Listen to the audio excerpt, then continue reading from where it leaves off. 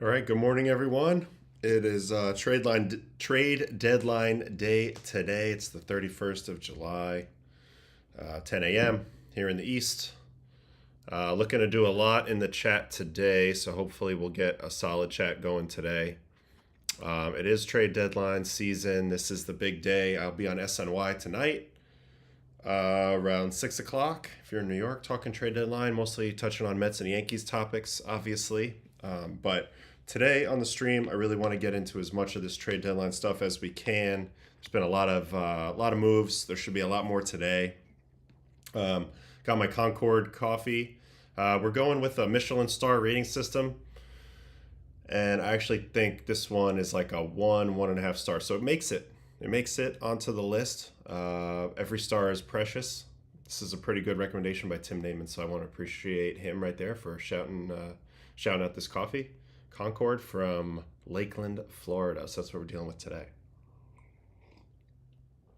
And really, we should just get right into the standings real quick. There were some fun games last night. I don't know if anybody watched that Yankees game, but that was wild.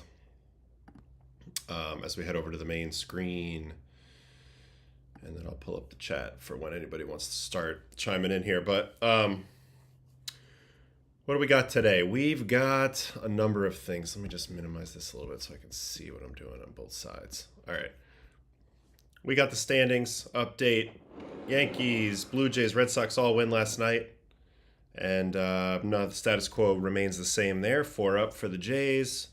Yankees still a game up on the Red Sox. Both teams are still in the wild card at the moment.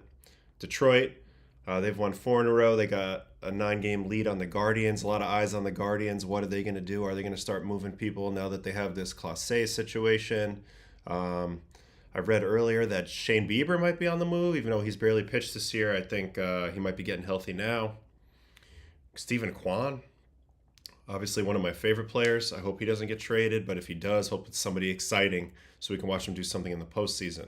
Houston, 5 up on Seattle, and the Rangers, as the Rangers have now pulled even with Seattle. I have a feeling that race is going to get pretty tight, but we will see. Mets, they got swept by the Padres, and so even with Phillies lost, they're only a half game up.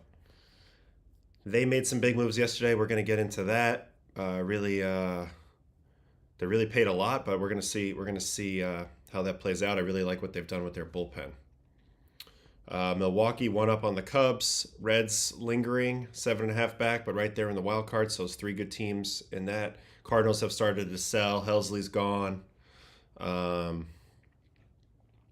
think there'll be more Cardinal defections today. They've already gotten rid of Fetty, Helsley. I wouldn't be surprised if Maton went. I know they've been taking calls on some other guys, Arenado, Newt Barr, etc. Dodgers, they lose again. They're only 3 up on the suddenly red hot Padres as they just swept the Metros. So that's getting tight. Watching the Dodgers lately, they really haven't been throwing out a Class A pitcher every single time. Sheen pitched yesterday for them. He's a good player. I think they might have used a opener in that game, but you're used to seeing the big names on the mound for the Dodgers, so it's a little bit weird. But today is trade deadline day, so that means there's a lot of checking of this site, MLB trade rumors.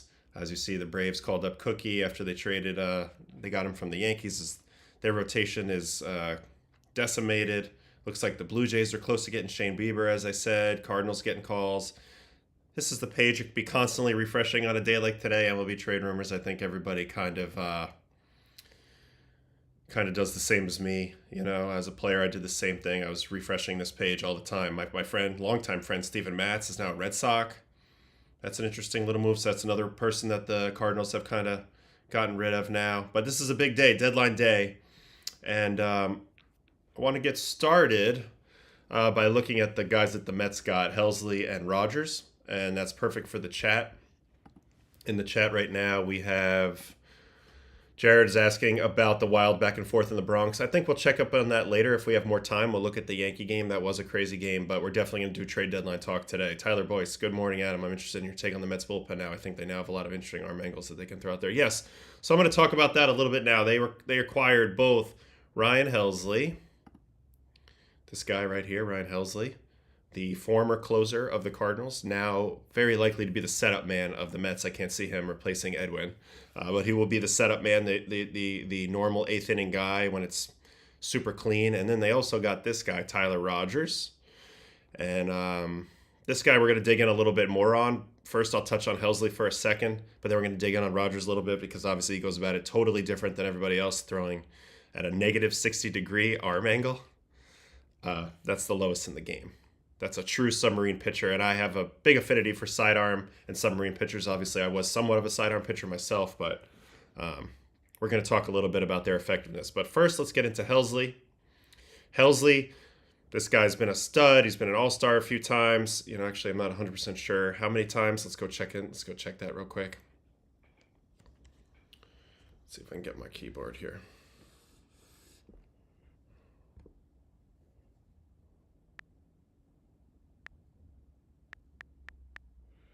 Ryan Helsley.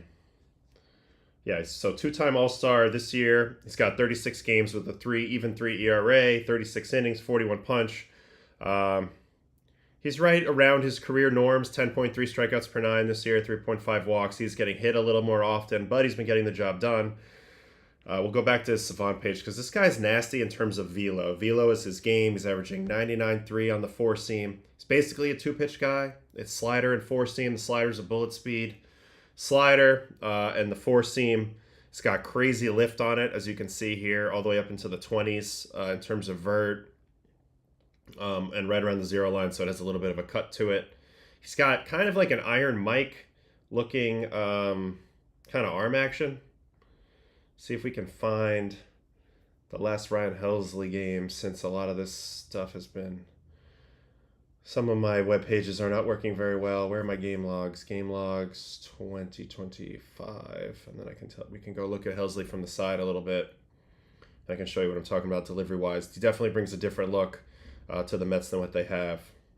All right, so recently he pitched against the Padres, had a 2-strikeout inning on the 25th. So that's good to know. We'll hop over here. Go Cardinals-Padres. On the 25th, and we're looking for Ryan Helsley. Look, they already have him in here as a Met. So let's take a watch a little bit here. Slider is the primary pitch. It's a bullet. It's hard, 88, 90 miles an hour ish on the slider with heavy drop. That's the approach he's trying to do. He's trying to speed you up with 100 mile an hour fastballs and then throw you two varieties of breaking balls. He's got the slider, the bullet slider, and he's got this pitch, the curveball, which is his 2-speed down pitch. Doesn't throw it a ton.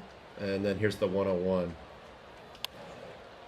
And that's absolute fuel. 101, this ball had only 16.5 vert, but hardly any run to it, which shows you the shape of the fastball that I'm talking about here. Here's another 101 mile an hour pitch. I mean, it's just a screaming heater. So now they're going to have this guy and Edwin pitching 8-9. That's a pretty damn good combo when you can bring in straight gas at the end of the game. Plus they have Stanek, who also throws about 100. All right, so let's check out Mr. Helsley from the side. It's a little bit of an interesting view, interesting delivery. First, we'll watch it in full speed. All right, and then we'll slow it down. So actually a pretty normal balance point with a slight drift. It is nice to note that this guy is strong as hell. Look at the size of these legs. Then there's kind of a lean back, very long extension of the very long stride. And look at how cocked back he gets. And he actually has to bend his spine kind of back out of the way to get the arm angle up because he wants to be right over the top. And as you can see, it all comes over the top in a very violent way. He's got an excellent lead leg timing. And there's a ton of energy shooting up down the chain and up the chain. As you can see, the heel here on the cleat. You know, that's how strong he is. He's literally pulling himself around on this finish. And it's tons of intent there. Wham. So that's what you're getting with Helsley. You're getting absolute gas. Throws really hard. Got a really hard slider. Strikes guys out. Not as crazy as a rate as you would have thought. But still pretty healthy on the strikeouts. Let's see if there's any red flags with him this year. Walk rate's a little higher than you'd like to see, 8.9, but it's not horrible, very tenable for a late inning relief pitcher. Hard hits. He does get hit a little bit. That's kind of the game you play when you're a four-seam guy. You're going to get a lot of miss, but you're also going to give up some harder contact. It'll be interesting to see how he adjusts to the New York area, the New York market, and how serious everything is. I think that's the biggest question because he's going to be pitching huge outs for the Mets, and this is an absolute pressure cooker situation. But you look at his last 3 years, 2.45, 2.04 last year, and an utterly dominant year last year. And then this year, he's been good, but I think his best pitching is ahead of him, and that's what the Metros are banking on. Yeah, the curveball is only 5.3%, so that's what he uses to slow you down a little bit. But for the most part, it's fastballs. He goes right at you. This is the type of guy where they're just going to set up down the middle and kind of let his stuff work. Now, let's look at him from an arm angle perspective. He's at 63-degree arm angle, so he's very, very high. And let's see exactly how high up that is relative to everyone else. If we go to this leaderboard and we get down towards the bottom, I bet he's pretty close to the top. So he's at 63. So he doesn't look like he qualifies for this year, but only guys with higher release angles than him. Chris Flexen, arm angles. Chris Flexen and Jeremiah Estrada of the Padres. So they get one guy who's an extreme high over the top release. And then by contrast, they went and they picked up this guy, Tyler Rogers. And Tyler Rogers is extreme other side. He is negative 60. So as high as you can get with Helsley and as low as you can get with Rogers. And I really like the approach here by David Stearns. They did give up a lot for Rogers. They give up Tidwell, Drew Gilbert, and Jose Butto. Those are all real players. Butto's a big leaguer right now. Tidwell's got a cup of coffee this year. He throws 98. Who knows what his future is, but now it's all in the Giants' hands. They have full control over him. And Drew Gilbert's a pretty good outfield prospect, University of Tennessee. Kind of blocked a little bit in the Mets system, but they give up a lot for this guy considering he's a free agent at the year's end. A couple things I love about him besides the fact that he throws weird. For one thing, he's an absolute dominator in terms of games pitched. If we go look at his standard stats for the past few years here, of course, this website is not working, so we'll have to go over here. Tyler, is this Taylor? Tyler. Here he is. Okay, so last few years, starting in 2021, 80 games. Then 2022, 68 games. That's no small feat. I used to say if you throw over 60, 65, you've had a full season. But 80 games to lead the league in 2021. He even had 29 to lead the league in the shortened 2020 season. Then 68, 68, 22, 23. Both huge workloads, throwing more than an inning per outing. He was at 75 and 2/3 in 22, and he was at 74 in 23. And then he had 77 games last year to lead the league in 2024. And then this year, I believe if he's not leading the league, he's darn close at already 53 games. So he's headed for that 75, 80 range. Obviously, he doesn't throw as hard as your typical relief pitcher. His average velo is literally first percentile, 83.3. But it doesn't really matter because he has really, really, really, really weird stuff. You look at this movement profile, you're almost never going to see anything quite like this. The slider is on the positive side, so the slider's actually rising as it approaches the plate and heading away from a righty or into a lefty. And the sinker is dropping just at a crazy rate. It averages negative vertical break and then some. So let's go look actually at his pitch movement on this year, because you're going to see it's pretty crazy. Yeah, so he's a two-pitch guy. Right now he's averaging negative 12.8 on his sinker with only 1.6 horizontal. So basically this ball is looking like it's coming in and just dropping straight down, like it has a little anchor attached to it. And then on the flip side, the slider's got positive 14.4 and 10.6 to the left. So so one pitch that sliders for the most part are supposed to look like they have drop coming in. And fastballs for the most part are not supposed to look like they have drop coming in and out. A typical sinker that we see on TV that looks like it has good drop, maybe have like 5 vert, 6 vert, 4 vert, something like that, 4 to 6 vert.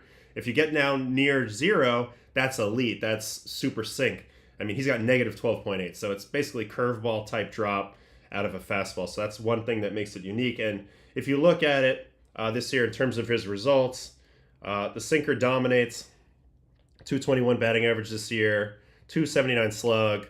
He doesn't get whiffs, like he's not a strikeout pitcher, but he's a weak contact pitcher, and he can post all day long. And they just added 2 totally different looks to their pen. So I really like what Stearns has done to give Carlos a lot of options this year with the Mets bullpen down the stretch. You've got Diaz, it's a low slot, upshoot fastball, strikeout city. You've got Helsley now, Iron Mike, super over the top, 102 miles an hour. You have a similar look with Stanek, although he features a split, about 100 miles an hour with the split. You've got 2 lefties. You got Raley, who's kind of a low slot lefty, throws a little bit slower, but has huge pitching shapes. You've got Gregory Soto now, who's like close to 100 mile an hour lefty, who's going to come with fastballs at the top of the zone and some sinkers riding in on lefties. Still have Reed Garrett, who's got his crazy pitch mix going on, and I'm sure I've forgotten others, but this is a super bullpen that they've kind of built at this point. I also think Clay Holmes might end up out there if everything goes right for the Mets. So this time, you know, and if you really look at what happened with the Mets last year, they kind of ran out of pitching towards the end of the playoffs there. Guys were kind of burned out. Carlos was afraid to use me, obviously, but also they were a little burned out. And this time they're taking measures to make sure that doesn't happen. So let's watch Tyler Rogers pitch a little bit, because I don't know if you guys have seen him or not, but he is very fascinating to watch. Let's go to his game log so I can find his last game, since a lot of my links on Savant aren't working very well this morning. All right, gave 2 runs his last game, so we're not watching that. But we can actually watch him pitch against the Mets. That is on the 26th. So Mets-Giants, 26th. Let's see.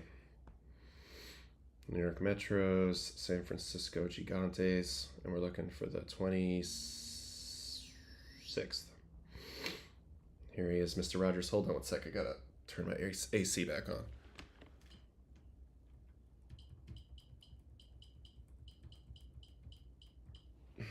All right, we're back. So we're gonna watch him get this ground out Also drew a walk in that 6th of Mr. Beatty. And there it is. It's an extreme submarine delivery. Really weird pitch shapes.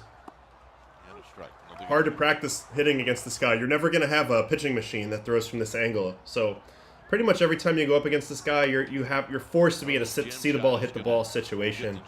And he has such an advantage. There's nobody else in the league with his arm angle.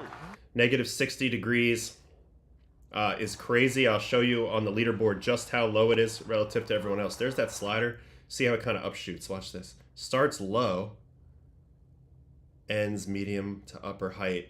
Obviously gets the call with a nice catch by Bailey. But that's the idea of the slider shape. Here's the sinker. This is 85. This is gas for Rogers. Pretty cool that him and his twin brother were both traded on the same day yesterday, in different trades, obviously, but pretty cool.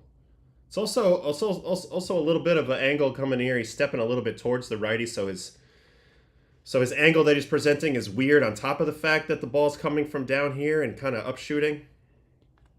But I don't know. As a hitter, you just kind of have to see the ball hit the ball against this guy. You're very likely to hit it in the ground. And I've seen him give it up at times because he doesn't feature very much strikeout ability. At the same time, he's going to come in there. He's going to get some weird swings. I mean, look at that. Acuna doesn't even know what to do with this pitch. Ends up swinging a pitch way, way off the corner.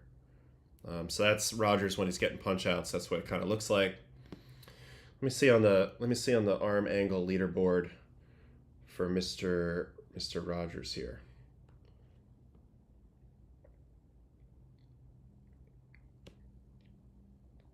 We'll just go by minimum total pitches 1 so we can get him on the leaderboard. Somehow he's not here. But -3, Grant Anderson. Grant Anderson's at +3. What am I doing wrong here? I don't know. Let's see. Team, Giants, maybe. Not Dodgers, Giants. Update. Yeah, there he is. -60 right here. I mean, that's crazy.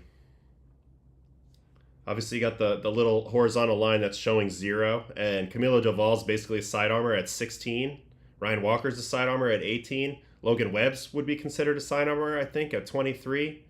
But then this guy's -60 being a complete submariner, which is very unique. Let's go back and watch him a little bit from the side. so we can get a better idea of what this looks like. All right, let's watch it in full speed. I mean, it's crazy how low this hand gets. There's really no point in breaking down the physical part of his delivery, like the body movement and stuff, because I have no idea what any of that would mean. But just, he's almost scraping the ground with the hand. Very reminiscent of a Chad Bradford back in the day, or maybe even a Brad Ziegler. Look at that, super low. And it's just different. And I think all you're looking for when you're building a bullpen in the modern time is just to create as many different looks as you possibly can. And this is the most extreme end of the spectrum.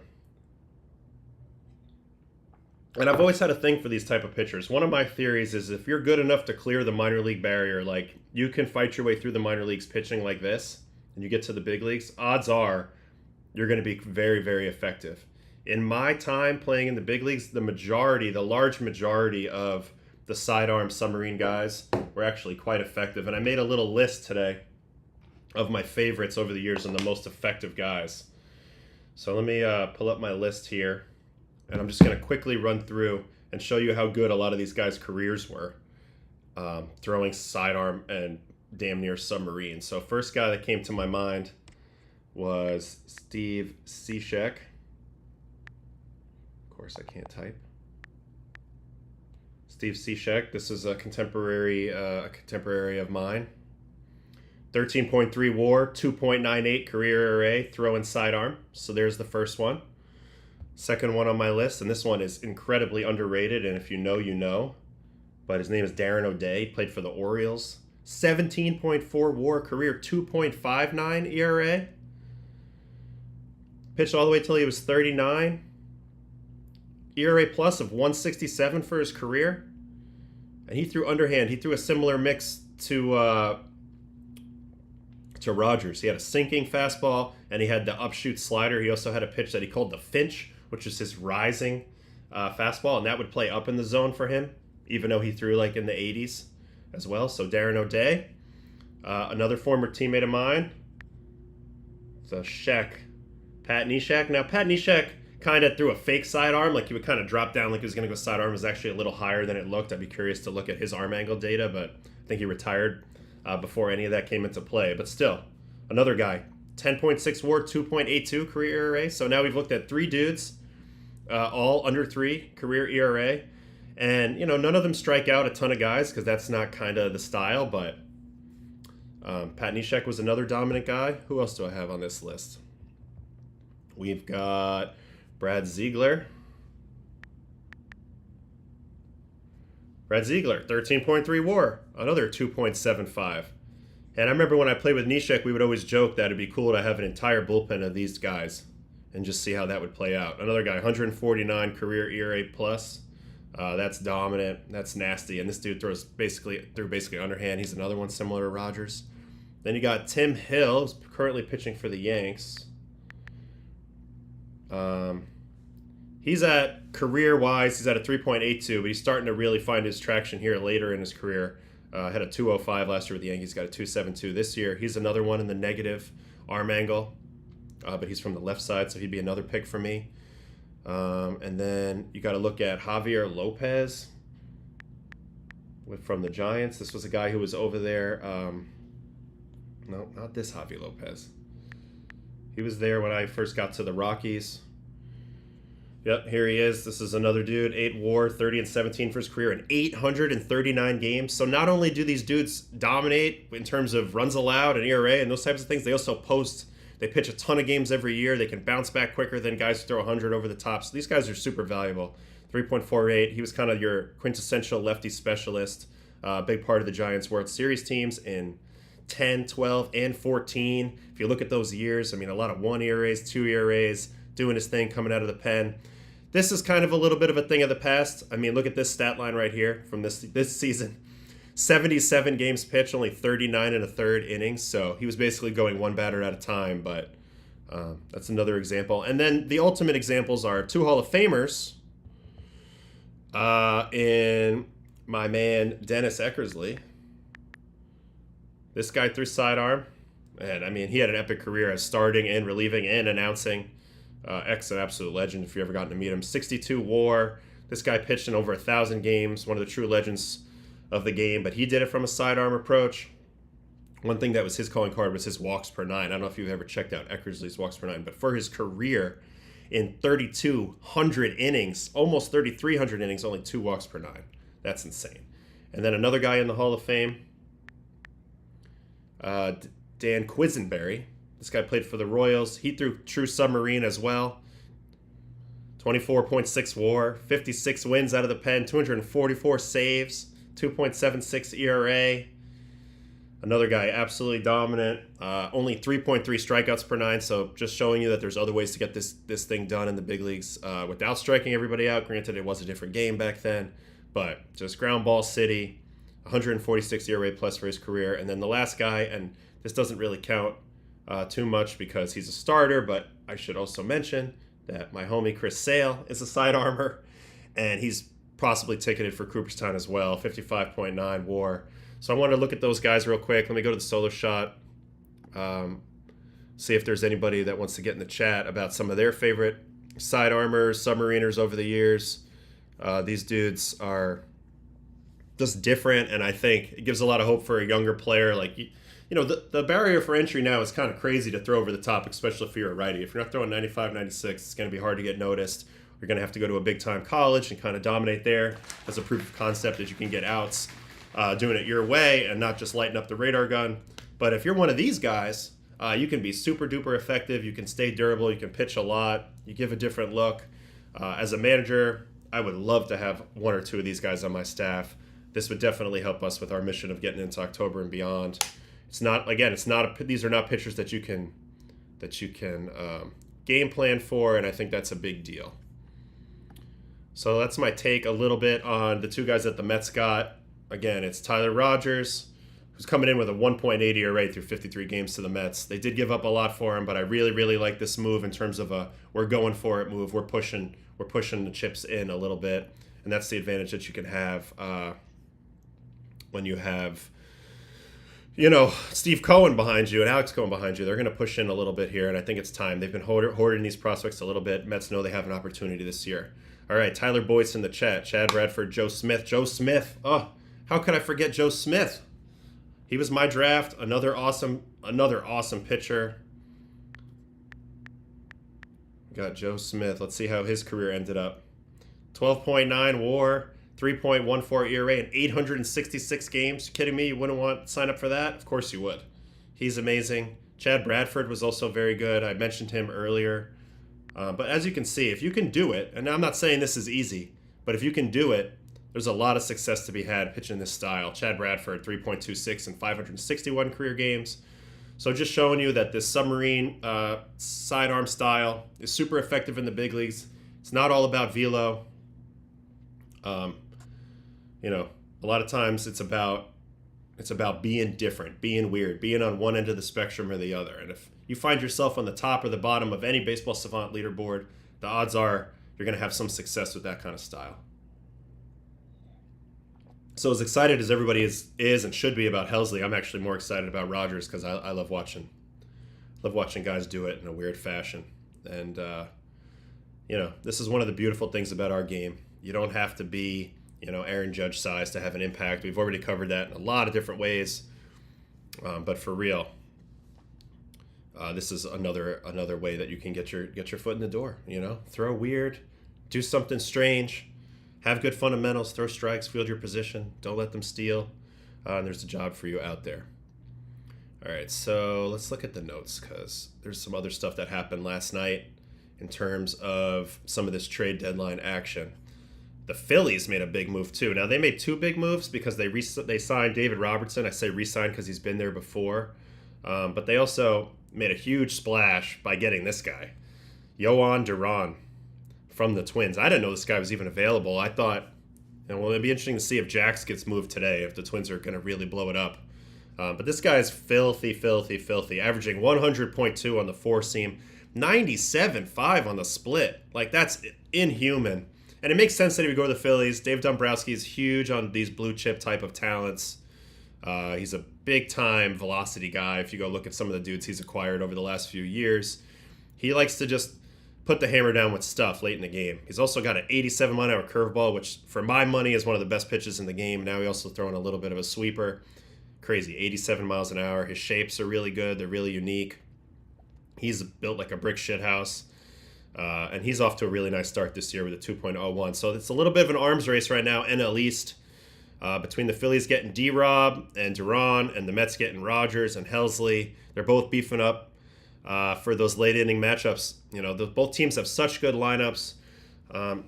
You're really going to have as many great relievers as you can. And right now, if you line it up, the Mets bullpen is super strong and the Phillies bullpen is now shaping up to be super strong. They got Matt Strahm, they got Orion Kerkering, they got Duran, they got Robertson, they got Romano. I know he's scuffled a little bit, but they still have Romano. I think there's some other people I'm probably forgetting. I don't know what happened. Alvarado's still suspended. They might get him back, but not for the playoffs. I don't know. They have a lot of velo. They have a lot of nastiness in their pen. Mets now have added a lot of velo and a lot of nastiness, but a lot of variety in their pen. So I really like both of these moves. For both of those teams, that's going to be fun to watch. There's always going to be a nasty pitcher on the mound.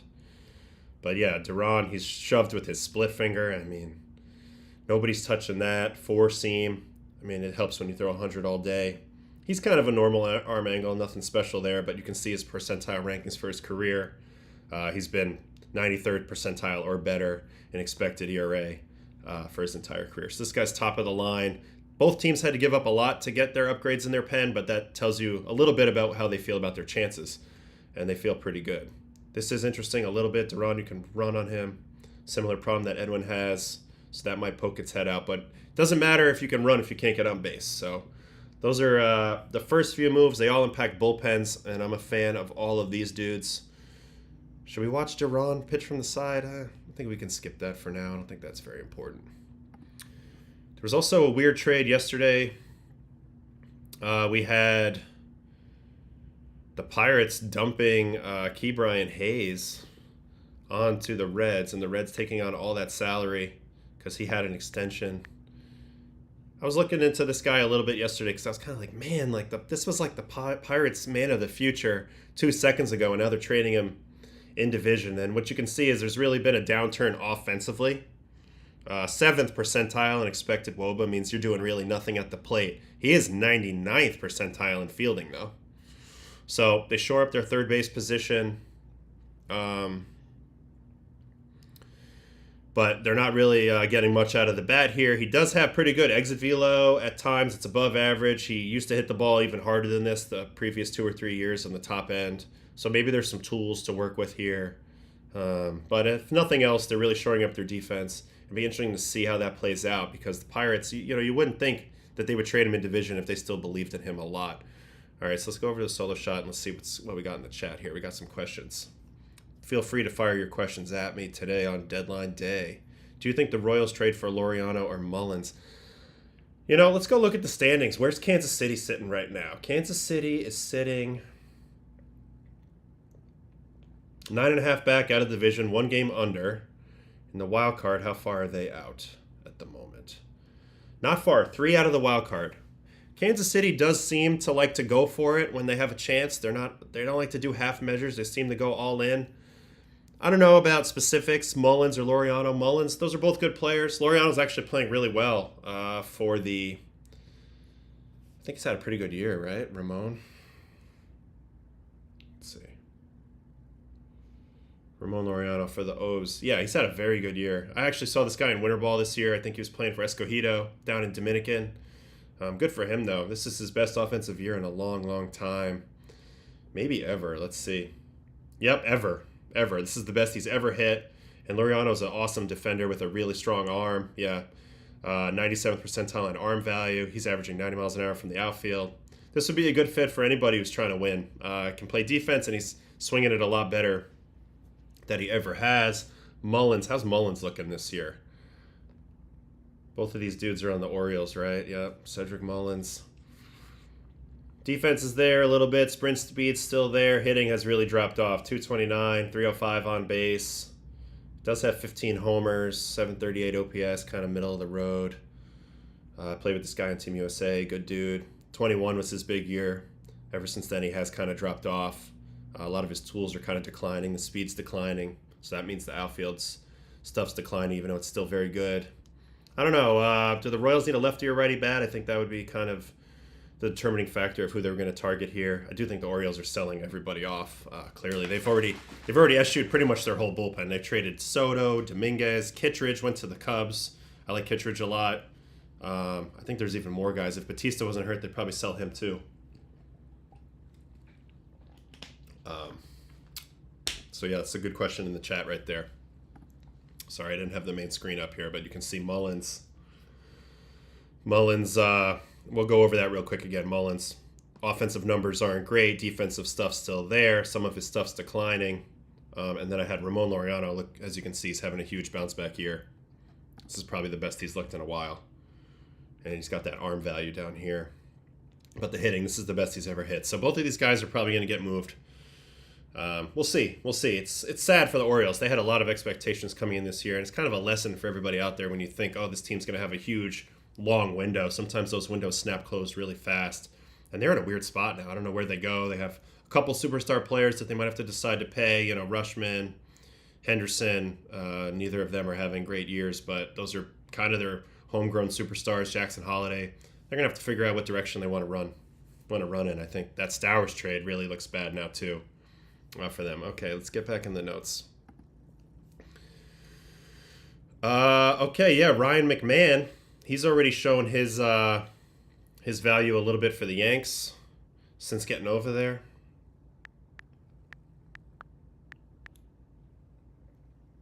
And this is a guy I was kind of pounding the table that I thought this was a great target for the Yankees, and a lot of it was because of the defense. Range, outs above average. He's at 5 outs above average, 92nd percentile, awesome third baseman. With the amount of sloppiness going on from the Yankees defense, which we've touched on quite a bit, this is a big upgrade. They really need that. They don't have a huge offensive problem, although he certainly can help contribute. He's got huge pop. Look at that, 97th percentile in exit velo. His big thing is he just swings and misses a lot in the zone. But I think he's going to be a good Yankee. He seems happy to be over here. I texted with him a little bit the other day. You know, how could you not want to be a part of electric games in the Bronx like they had last night? Maybe we'll go and look at some of that right now. But hold on, let's see. Let's see what we got here in the chat of this question here. What are the plans for Rays and Guardians if Kwan is traded? Where to? I don't know. I mean, hopefully a good team, because I love Stephen Kwan. As you guys know, I did a whole segment on him recently. I hope the Guardians don't trade him. That's just sad if you have to give up on one of your best players like that. But he'd be a huge get for somebody else. I guess it all comes down to the prices, right, in the packages. Are you done? You're coming back at all? I'd come back if somebody would, give me the reason to come back. But it doesn't seem like that's happening. Maybe I'll pitch in the WBC next year for Italy. Or maybe Savannah Bananas. That might be fun. But anyway, I'm not really thinking about that right now. Anyway, let's go get a little bit into the Yankee game from last night, because this was a crazy game. Crazy game. And I think it would just, we haven't watched much from last night. So it was Yankees Rays. This was a pitcher's duel the whole way. I think it was 1-0 late into the game. And then stuff got a little hairy, right? Brent Hedrick did a good job for the Yanks. Diaz. Okay, where's the comebacks beginning? It begins with Baker. So first we got this Trent Grisham homer off Brian Baker. Let's watch the at-bat. First pitch slider down. Non-competitive.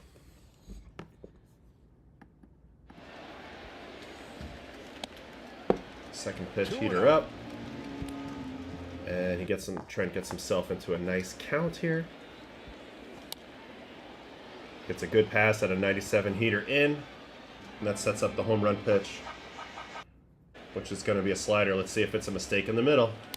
Yep, medium speed pitch right on left in the middle. It's amazing how often this happens. This is the exact type of pitch that a guy like Trent Grisham needs to go way back. Headphone wire got caught in my chair there. And that's the first deficit that the Yankees came back from. Now let's watch this again. A little spinner right down the middle. You don't need a lot of analysis to know that was a real freaking bad pitch. But Trent ties it up. I actually want to watch Trent's his home run style, his home run style, because it's so sick. Watch this. When he hits it, I love the way that the energy just gets through his body. Turns it. Nice little bat flip. So much style on Trent. I love the way he rocks it out there. With the stash.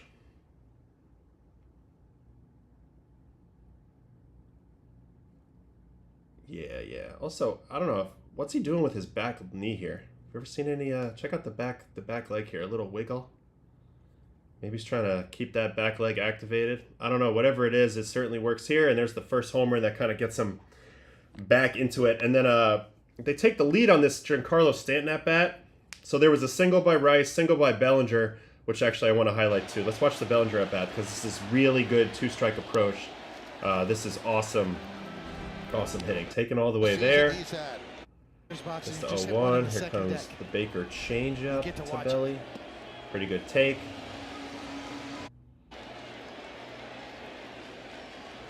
Forcing fastball up. So he's late on that. Now he's got to go into his two-strike approach. And one thing that separates Cody, he's got an awesome two-strike approach. Keeps the foot down. So if you watch him here, barely any movement with the lead leg, and that allows him to see the ball really well. And he's not trying to smash anything. He's just trying to make contact. And this is what I like to see more guys do, is still have that two-strike approach. See, he's beat there, but he still gets the hands to it, even though it's 96.5, buys himself another pitch, and then watch how he rides out this changeup. There he goes. And that one is looped in. It's just beautiful hitting. Just beautiful hitting. Is it your ace swing? No. Is it what this situation needed? Yes. And that's the key. This is what the situation needed. Look at how he rides out this swing. All he does is just give himself a chance by staying balanced up there. Yes, he's out front on this changeup, but he still has his plate coverage. Taps it into center. Yankees go first and third. That sets up this next at-bat by Stanton, which I'm about to show you, but check out how he rides out this ball from the side. Beautiful job by Belly. And again, that's all it takes sometimes, and it's just another tool to have in your bag as a hitter. You don't have to hit everything over the fence. And that sets up this Stanton at-bat, and this guy is known for hitting everything over the fence. So before this at-bat starts, I just want to set this up a little bit. Giancarlo has the longest swing in the game. It's also the most powerful swing in the game, but it takes him the longest to get from point A to point B because it's so long. So when you're facing Big G, you have to take advantage of that long swing. But in this spot, he knows that he just needs to get a ball to the outfield and that he can't strike out. And he was super determined to do that. Now, one thing I did notice watching this game live last night, if we watch Big G from the side, he is really torqued back. Like his weight is now pretty heavy on the back leg here. And then this belt buckle is actually pointed kind of like back towards the catcher. So he's already rotated. He's preset and rotated back a little bit more than I've seen in the past. So this is a little bit of an adjustment from Big G. But let's watch this at bat and how he battles. Rays bring the infield in for Stanton. First pitch heater from Baker. This guy got traded over from the Orioles as well. This was another one of the Orioles stuff. He's got good stuff. He was dominating with the Orioles. He's been struggling a bit with the Rays. 2-0 Heater away. on Stanton. 2-0. And they go out to talk. But I want you to look at how Stanton doesn't move out of the box. How locked in he is in this at-bat. 2-0. So catcher immediately says, I need to go out there. But look at Big G not moving at all. And just staring him down, locked in. The 2-0. 2-0, he's still a little bit late on the foul ball. Doesn't even move out of the box. Knew this was foul. If you watch him here on the foul ball, he just hits it. Doesn't even move. Just stays there, anchored in the box. All right, 2-1 pitch. Here comes a 92-mile-an-hour slider. It's kind of nasty. Kind of gets lucky here, the pitcher, with a front door slider, accidental front door slider. So, wow, look at the fall off on this delivery. Baker's head. Look at the head over here. The head is way gone. Anyway, that's a side point. But it's a little backup accidental slider. Obviously, G's looking for the ball out over here. But with 2 strikes, I love the way he continues to battle, and look what he does here. 2-2. Really good pitch, but he's not taking that A swing. He's just trying to meet it. He knows he's strong enough to hit it over the infield. And at this point, 64.6 miles an hour will get the job done. Big G, my guy, coming through with an awesome at-bat there.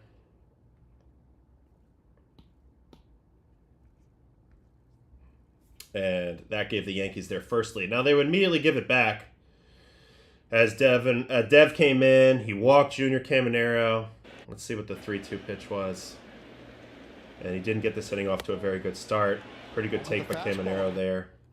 And then he ends up getting clipped on his changeup here. Good swing by Lowe, but this is the location where the home runs are going to happen for Dev. This ball pops in, ends up in the danger zone, the down and in spot. You know, he's obviously the target's over here, so he's trying to drop this ball over here, but the ball ends up popping in this region and dropping into the hittable spot. So this is just a location problem. It's not a movement problem.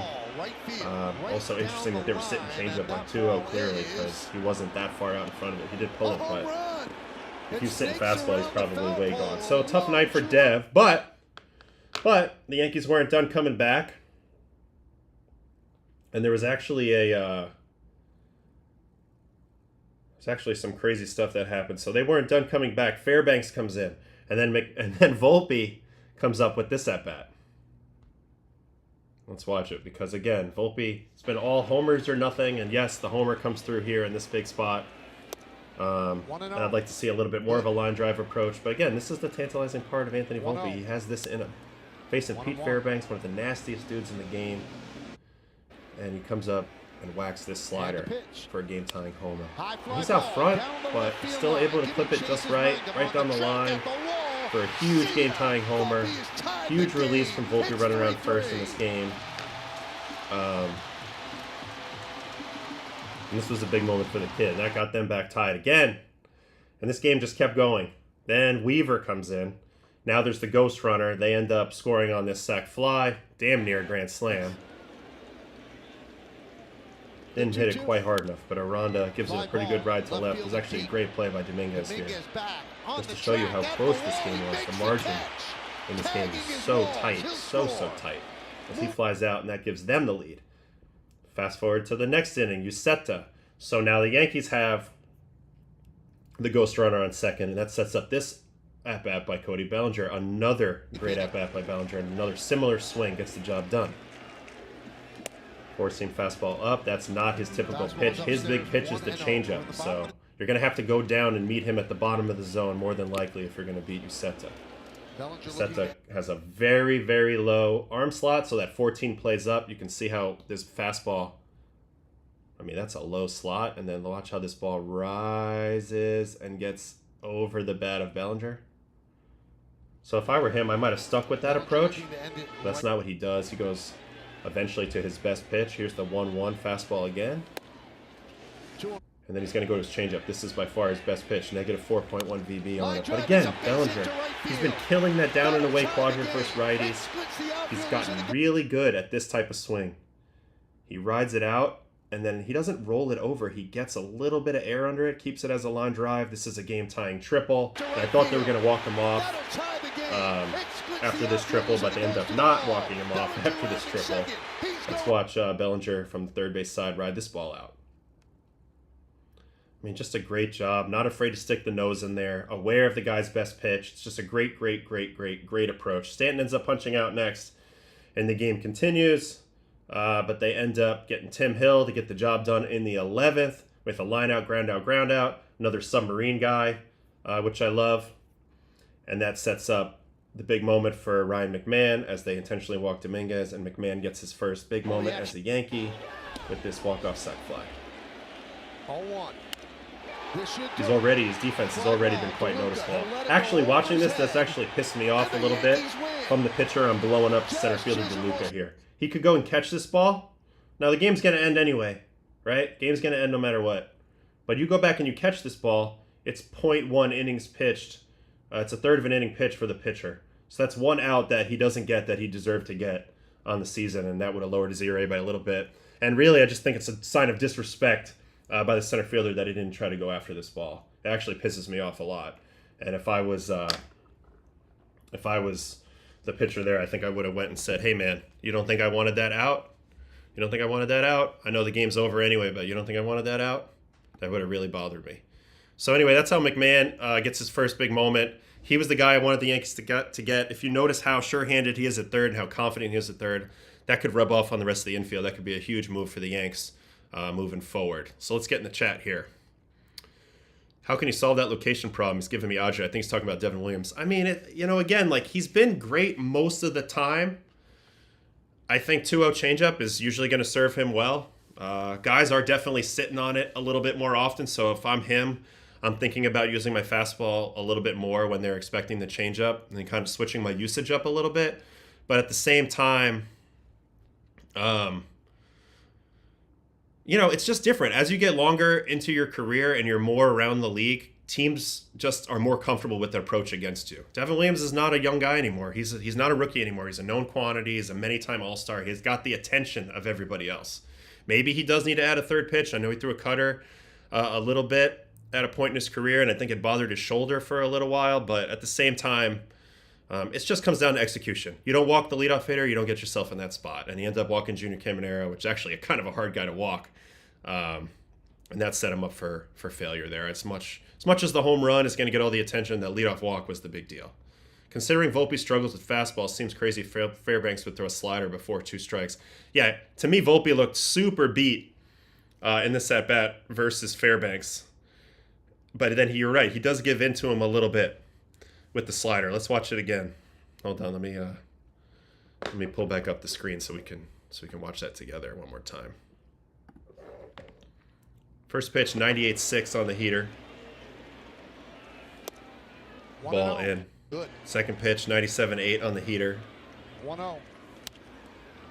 Definitely late. Now, don't be fooled. Don't be fooled by the fact that this is a nice looking swing by Volpe. When you hit a ball that angle off your bat, first of all, you're not near the barrel and you're under it. Odds are you're late. Now, if I'm a pitcher, if I'm pitching in this spot, the adjustment I'm making here is I'm moving my fastball location further up. This is the only area now he's going to be able to remeasure and hit the fastball, but I'm moving my four-seam location up. But there's no reason for me to quote-unquote speed up his bat and go to the off-speed pitch. They disagree. They go to the slider. And even though he has him slightly out front, this pitch isn't slow enough to get him way out front. And considering that the last pitch's height, the fastball height before that he missed was about here, this is not much off from that. So Volpe can kind of hunt the fastball here and still adjust to a slider at this location. To me, this was a really, really bad pitch choice by Fairbanks, and he pays the price. If I'm facing Volpe here, I'm sticking heater up in the zone, especially if I have Fairbanks this year. Also, Volpe struggles more with sweeper variety than bullet spin in the middle, and I just think it's a poor pitch choice by the Rays. But again, they like to just kind of set up down the middle and go stuff over everything, so kind of an interesting maneuver there. All right, what else we got in the chat? Imagine Camilo Doval to the Yankees for Giant. Ben Hess, Rafael Flores mock trade. I don't know about these mock trades. I mean, again, like trades are kind of weird because there's so much like looking at projected value when you go into these things. And really, the Yankees, I think they could use one more big-time reliever. Doval's filthy. Has a little bit of a reliability issue. So I don't know if that would be the best mix in Yankee Stadium with the pressure and the way that it is in the Bronx. But Doval's nasty, huge upside, and I know that the Yankees probably like his type of arm action and sinker, the way that would play. Thought the same thing. Very odd they didn't catch it. Never seen it. Yep. Needs a third pitch. Yankees sent down JC, the catcher. What in the world is happening? Is Ben Rice full of a backup catcher? Are we getting a catcher? I think they're going to stick with Ben Rice at the moment as the backup catcher. It sucks for JC Scara. You know, this is the harsh reality of baseball sometimes. You know, he grinded forever to get to the big leagues. He's been there the whole year. Definitely a part of that clubhouse. And now he's in Scranton for a little bit. And, you know, hopefully he'll grind and get himself back up there. But with the acquisition of Slater, you know, the Yankees want to keep Ben Rice's bat in the lineup as much as they can. And I think that's why that decision was made. Also, Rice has done a nice job catching at times recently for some of the big dogs. So I think they're feeling more and more comfortable with him behind the plate. I just don't think Ben Rice is going back to the minor leagues. I think that's kind of the thesis at the end of the day. Is Yohan Duran the best reliever in the league? No, but he's in the top 5 or 6. You know, hard to bet against Edwin or Josh Hader. Mason Miller. I mean, there's so many guys, and that list is changing constantly. But he's right there. He's super nasty. It's a huge pickup for the Phillies. I know they paid a steep price, but that's going to really upgrade their team. That's one area that they've seemed to have a lot of trouble with, is that bullpen. Do the Mariners have a chance to win the West? Of course. Mariners have a great pitcher pitching every night, whether it's Logan Gilbert, Brian Wu, George Kirby, Castillo. I don't think Miller's healthy. I think they're going with another guy, but that's 4 studs right there. And if you have those guys, also Julio Rodriguez has suddenly gotten hot. So I never count out the Mariners. I know they haven't had a history of getting the job done the last few years, but I would not count out the Mariners. I think they were going to trade JC. Found money for the Yankees. No, I mean, they're not going to trade him.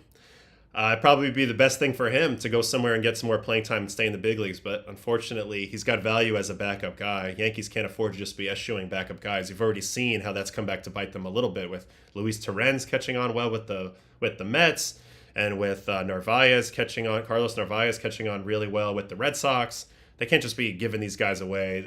Ultimately, they're going to use them as depth, and sometimes it sucks to be that guy who's the depth guy, but God forbid something happens to Rice or to Wells, they're going to need a scar right back in the Bronx. So that's kind of a little bit of the trade deadline talk for today. If we want to keep going in the chat, let me know.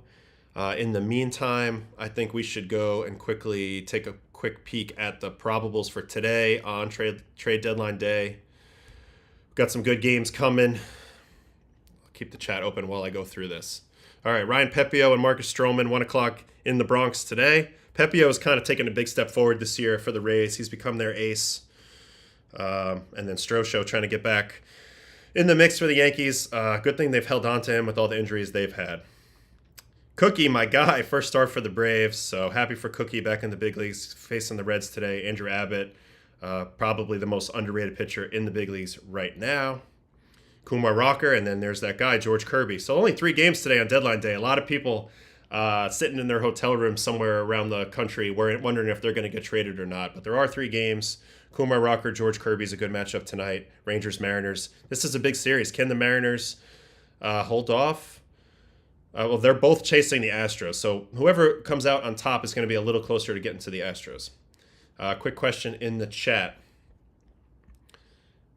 How much do the Dodgers need to pay to get Miller? Probably a lot. It's only his second year, so he's going to have 4 more years of control. And considering how nasty he is, I would say quite a bit. I'm not sure the incentive that the Sacramento A's have to trade Mason Miller, but that would be a big pickup for the Dodgers, and very Dodger-ish pickup too. Like just high octane out of the pen, add him to the mix. And, they just love their high-end guys, and they seem to have them all. So you got to give a lot of credit to the Dodgers for always chasing the big dogs. Picking up Suarez helps, for the Mariners a little bit. Although he struggled more with the Mariners, I think, than other teams in his career, because he was there before. I'm going to go take a quick look at Eugenio.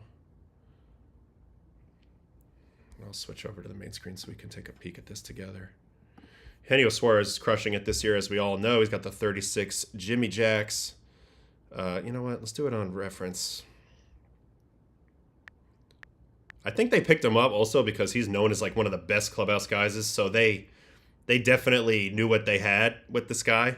Yeah, first year was actually really good with the Mariners. He had a 129 OPS plus back in 2022. Hit 236 with 31 dingers. So they have so he has had some success in Seattle. This is a good fit in that they already know him. It's a seamless fit. You go back into a clubhouse you've already been a part of.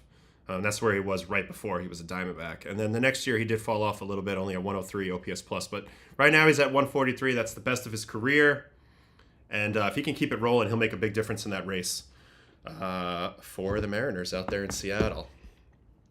All right, what else we got in this chat before I say goodbye? Which team do you think will benefit from the trade? I mean, I love these Phillies and Mets pickups. They know that they're in it. They're going to probably make it either way. But I'd like to see what the Red Sox are going to do. That's a big if for me. What the Yankees are going to do. Dodgers, Padres. Padres are an interesting team. They don't have a lot of payroll wiggle room, but they have some pieces they could swing. They can kind of mix and match up with some other teams and improve their team. So really, I'm curious about those teams. Angels buying relievers. Do you agree with it? Angels, where are they in the standings? They are 4 out of the wild card. They're not. They are 3 under 500. This is like such a tough choice if you're a GM. Like 4 games is nothing. You could get hot and easily get back in it, but at the same time, you're not in it right now. I don't know if I agree with it or not. They picked up some guys kind of in the middle. Luis Garcia, they've had him before, and one other, maybe Chafin. Yeah, Chafin. Kind of like a cheap acquisition cost to see if they can't, make some small moves and pay big dividends. So I think that's what they're kind of doing. It's kind of a half measure. Who's winning the NL Central? It's crazy because the Cubs and the Brew Crew just played each other. Brewers won the series 2 out of 3. I still think the Cubs have the better team, so I'm going to pick the Cubs at this moment. But the Brewers have a history of making me look stupid, so that could go either way. I just believe in the Cubs a little bit more overall, and I think they're going to do a little bit more at the deadline than the Brewers. So I think their team is going to look a little better after today. Kittredge was a nice move, and we'll see what else they do. I think they got a starting pitcher recently. Yeah, Soroka. So I don't know. I'm a Cubs believer right now. Brewers are playing the best baseball right now. There's no doubt. But there's a lot of games to go, so Cubs can right the ship there. Let's see. Is this the year Taylor Ward gets traded? I don't know. I mean, clearly the Angels are buying, so maybe they're not going to do any trades. But you know what? I got to go get my kid from camp, so we're going to go ahead and wrap up this stream for today. I'll be on SNY later if you want to catch me talking Mets and Yankees.